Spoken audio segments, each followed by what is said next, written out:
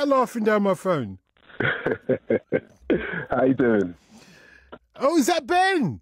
It is Ben. It is Ben. How you doing, Don? I'm doing very well, thanks very much. You know I was only teasing, as you know. I know. Oh, I know. great to have you on. Great to have you on to talk about Power the Fight. You got it wrong, mate. It was supposed to be Fight the Power, the Public Enemy sang in that film, Do the Right Thing. Fight the Power. But you've done it the other way around. You've twisted it, yeah? Why? Yeah, we twisted it up. So Power the Fight is a charity which launched in 2019, and we empower communities to end youth violence. And we do that in a few ways. We train and equip anybody who is front-facing with young people. So we've trained over 13,000 practitioners in the last 4 years, police officers, NHS staff, teachers, faith groups, on issues which are all around kind of young people. We support families who have been impacted by violence. So we've given over £40,000 to 70-plus families in the last 4 years who have lost loved ones. And we also have therapeutic support, which we do in schools. So we've worked with over 400 young people and trained over 200 teachers with our Therapeutic Intervention for Peace program. That's a lot. That is a lot, mate. I can't argue that. That's a lot that you do. And we'll come back to, the mechanics of all of this. Is it working, though? Because we've still got, maybe not to the same levels. I mean, I'm genuinely asking the question. I'm not being dismissive or otherwise. Is it working? I think every piece of work what you do to try and support young people and families make an impact. Obviously, when you look at the fact that over the last 10, 12 years, austerity has kicked in and £1.4 billion have come off local authorities, and that's really impacted youth services and youth workers. And when you look at it like that, we are in this kind of like deficit model. So whether it's my organisation, Power the Fight, or the multiple organisations in London across the UK who are trying to support young people, trying to steer young people away from being impacted or engaging with youth violence, we have to say, even if we save one young person, then it's making a difference. But we also have to face reality that we are working in a space where resources are really low, and young people's mental health is all over the place as well at the moment. So yeah, we're in this deficit model, but we are also making an impact. We've seen young people's mental health improve. We've seen young people move away from violence. So yeah, we'd say that we're trying our best, but we definitely know that we are up against it. Well, we've heard from a barrister earlier on, Stephen Akinsanya, who, as a way of trying to sort of pre-warn potential perpetrators of knife crime in particular, about what they're putting themselves up for in terms of the criminal justice system. And I suppose there are many different ways to fight, the endemic nature of some of this crime. And I do wonder if there is, because a lot of these organisations are within a black context as well. You can't hide away from the fact that it is a major issue, particularly knife crime, impacts on young black boys in particular disproportionately. And so it's not surprising for me that there are many sort of black-led organisations who are trying to do something about it. But specifically within a black context, have you managed to change any of that narrative or not, do you think? Yeah, I think it's really important. Like you said, I think we have to be really clear that in a London context, this disproportionately impacts black and brown communities. I think we need to be careful that we don't necessarily have the correlation that violence and blackness comes together. I think when you look at places like the West Midlands, you're going to have a more, unfortunately, Asian population maybe being impacted by this issue. There's a place called Cleveland near Middlesbrough, which has the highest rate of knife crime in the country, and that has 98% population of white people. I think in a London context, where I've worked in this context for 20-plus years, unfortunately, I've seen white young people lose their life to this stuff. I've seen Asian kids, and I have seen black kids. But you're right, it disproportionately impacts black children in a London context. And my organisation has worked with many children. And part of the reason why I set this organisation up, research has shown from the work that we've done that what young people really do need is what we would call a more culturally sensitive approach. So we have culturally sensitive psychologists and therapists and counsellors. And what do I mean by cultural sensitivity? I mean therapists and practitioners who not just maybe look like the young people they're engaging with, but also come from similar backgrounds.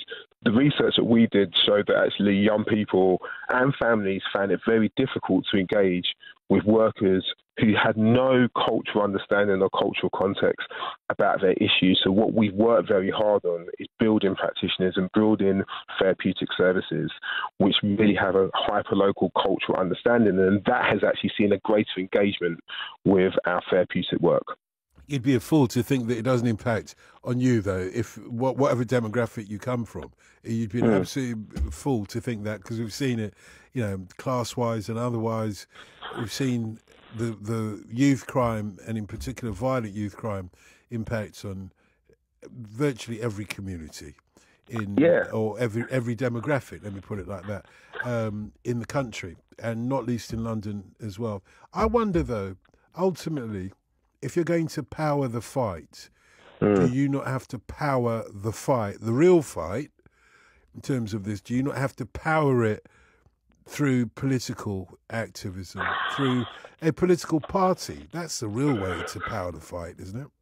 Well, I think it's a combination of things. So at Power the Fight, we have this model where we work on the ground. So we call it ground engagement. We work with the community. We empower the community. We do workshops. We have community-led initiatives. And that is what we would call ground engagement. But there's also what we call air engagement, which is very much like what you just said. How do you engage with decision makers and policy makers and local government and central government? And I sit on Sadiq Khan's violence reduction unit. I sit on the partnership reference group, which is a group of community members and leaders in London. And we help shape kind of some of the policies which are hopefully going to help young people avoid violence and not get involved in that. So I think you're absolutely right. In terms of a political party, I think whether it's Labour or the Conservatives, we definitely need what we would call more of a therapeutic public health approach, as opposed to what we often hear is we need more stop and search, we need more enforcement. And what that has shown in the past, it doesn't actually reduce violence. What we need is a more empathetic approach where we can really engage with young people, go behind the headlines, look at the emotional health, the mental health, look at how families are engaging, what's going on in a school context. When you're seeing lots of young people being excluded from school, and that can lead to going into the criminal justice system, these are where where we should be focusing some of our energies, resources and time. Powerful, powerful. Yeah, well, what can I say? I hope the youngers are listening, you know. I hope that the youngers are listening all of the time because there's a lot of love for them. And I, you know, one of those people who believe that they can change the world. But somehow we have got to change the narrative that makes it a minefield for a young person to cross from one end of London to another end, or for somebody to... for one young person to feel hatred for another young person, whatever the situation might be. And, you know, maybe we've got some blame, we elders have got some blame in that respect as well. You know, maybe we have. I don't know if powering the fight has a obligation for us as well, elders. I think you've made a really good point, Dotun, in terms of what is the intergenerational connection with young people and older people in the community. I think, you know, I'm 45 years old, young. If you could see me, you'd be shocked because the cocoa butter does wonders for my skin.